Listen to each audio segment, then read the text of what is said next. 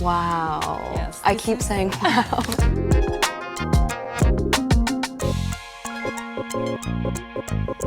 Hello, Trang. We are really happy to have you here with us at the Zurich AP House. So my name is Marine, and today we are talking about the Code 1159, which is a collection that I love. Thank you so much for having me. I'm Trang Trinh. I'm based in New York City, and I run a social media community for women called Girls O'Clock about luxury women's watches. I've always loved watches. I love things with a story. I love meaning and memories. When I was 20, I got my first watch, and it started from there. So now let's start with the first piece.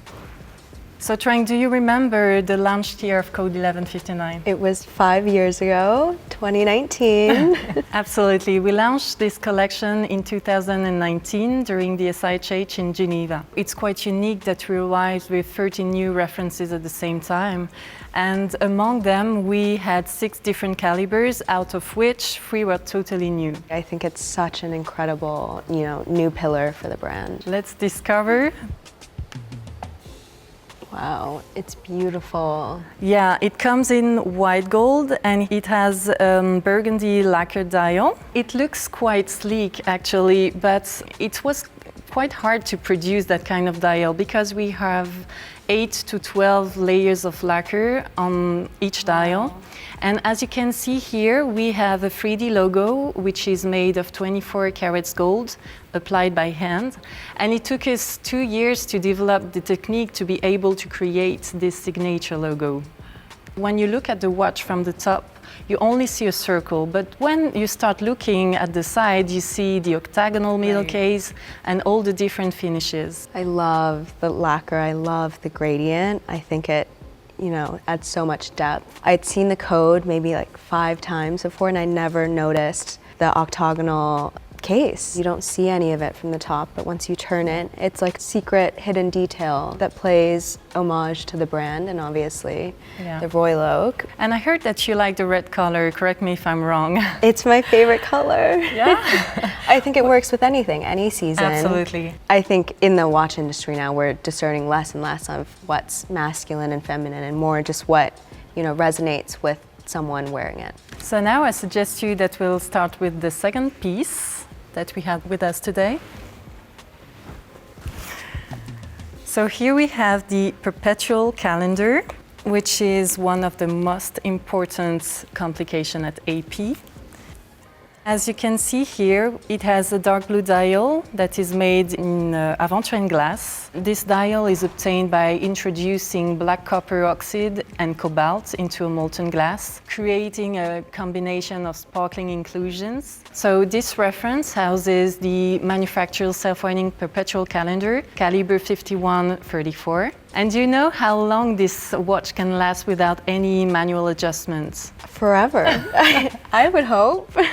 The date will not require any adjustment until 2100, at which point it will require adjustment, of course, in order to stay in line with the Gregorian calendar. So in the watchmaking industry, there has been an old notion saying that women might not be as drawn to complications as men, leading some other brands to produce only simple movements or quartz versions. But Audemars Piguet has a rich history of crafting intricate and slim timepieces that are tailored for all wrist sizes, actually. Do you find this belief to hold true among your clientele? It's not that women aren't drawn to craftsmanship and innovation at a technical level. I think that's not just it for them. They also care about the external design of everything and quality of something. And I think once, you hear the story about it, you hear how intricate it is, you're really drawn and attached to it.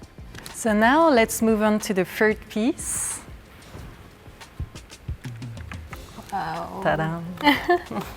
So here we have a beautiful 18 karat reference in 41 millimeter, which is entirely set with brilliant cut diamonds. I love AP's gem set. I think it's perfect. And normally I don't like diamonds on a watch. I think oftentimes it's a cliche. If we put diamonds on a watch, women will like the watch. And it feels very unintentional, but with this gem set, you can see in the sizes of the pavé that it's definitely intentional, and you can tell that in the design, and it's so beautiful. And in your opinion, how many carats do we have on this piece? Approximately 7? 4? A bit less. Actually, we have around 1,000 diamonds for approximately 5 carats on this piece. Wow.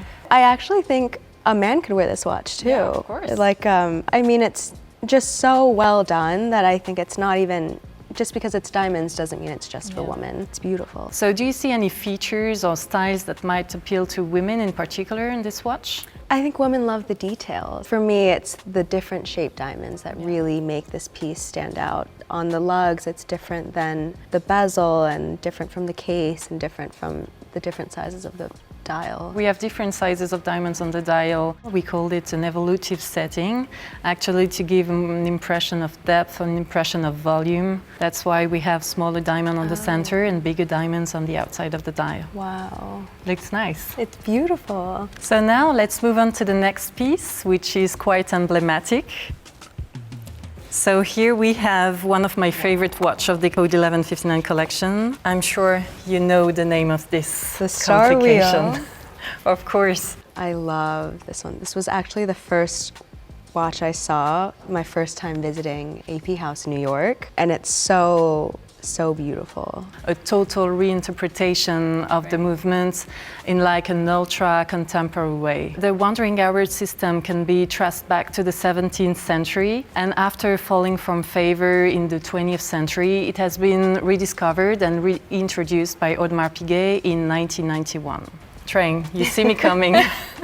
Do you know how to read the time on this watch? I think right now it says 7:17. Actually, it's an unusual way of reading the time. Here It's at the top, right? Yeah, you have 3 discs rotating on the center wheel, and the hour is pointing the minutes on a 120-degree sector on the top. Right. In motion, it's so cool to see. And here we have the Aventurine dial as well. The Aventurine is so interesting because it looks like stone because of the depth of the... It's quite evocative at the Starry Sky in Le Brassus, right? It's beautiful. So now let's move on to the next piece. Wow, this one's so beautiful. Yes, it is. So here you have the smallest Code 1159, the new case size 38 millimeter. Which we have on. Yes, of course. Thank you.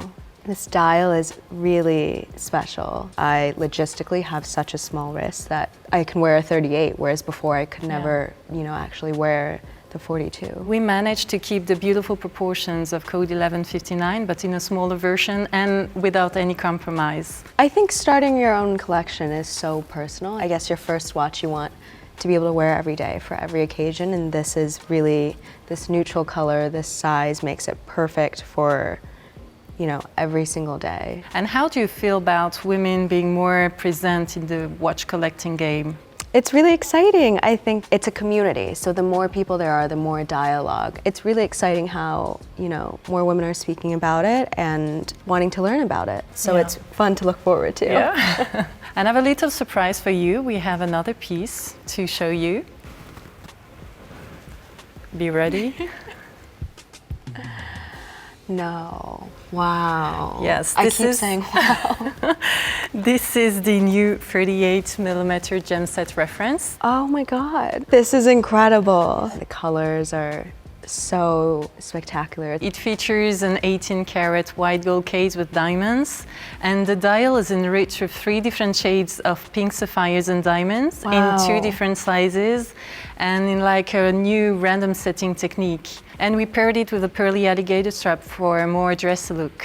It's incredible. I love, the neutral strap. I love the neutral case, even the lugs. It makes the dial pop even more, but the dial isn't too bright that it's the perfect accent. And what about color stones? Yeah, I love colored stones. We have 2 different sizes, smaller and bigger stones for diamonds and pink sapphires as well. And we have 3 different shades of sapphires to give this color impressions, or from the lightest to the darkest. So interesting. The way the stones lay, it's really, really like jewelry. Actually, we wanted to give a delicate feminine touch to this watch and to talk a bit more to women. We wanted to make a link with our past and create an elegant but also a contemporary watch, gemset watch actually. It's brilliant. And I think actually that's what women want today. I think they want to lean into that side of dressing, that side of jewelry, and having fun with it and expressing themselves. And with that comes more bold designs. Do you think that women wear a watch like this more like a jewelry watch or more like just a watch? I think this, honestly, because of the silhouette, then it's the perfect, you know, everyday watch. I think diamonds are more fun in the daytime. They're more subversive than they are at night, which is why I love this for every day. Yeah. So thank you for your time. I really appreciate this interview with you. Thank you so much for having me. Yeah. This was the best conversation.